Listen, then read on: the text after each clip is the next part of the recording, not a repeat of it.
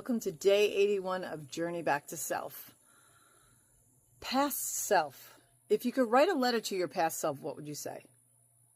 That's a loaded question, right? If we have awareness around what we've been through, that letter could be pretty lengthy, right? Everything in our life happens to propel us forward in our soul's evolution. And I just got done giving some astrology tidbits to a girlfriend who's going through it. Pluto crossing your first house feels like a death, because in a way it is. It's the stripping away of everything you've known to be who you are so that you can transform into a higher version. There's a lot of other things happening.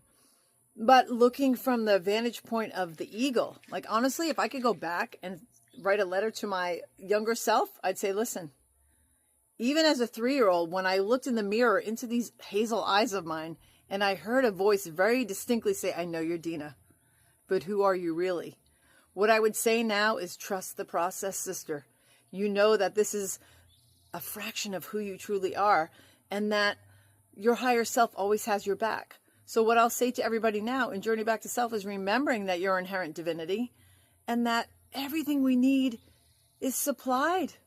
It is only our consciousness that blocks it, or lack of consciousness. When we really get attached to the third dimensional world, and our beliefs, things that were taught to us as children that we took on as fact, we block so much of the magic.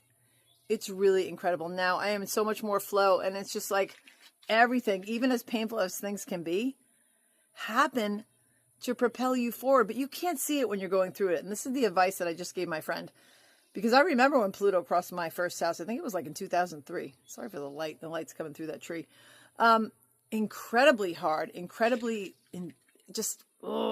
you're like, oh my God, I'm dying, but you're not. The old self is dying. You need the new self to be here. For me, I'm grateful for everything that's gone on because it's bringing me to the higher space. And right now, as the frequencies amp up, the solar flares continue to be off the chart.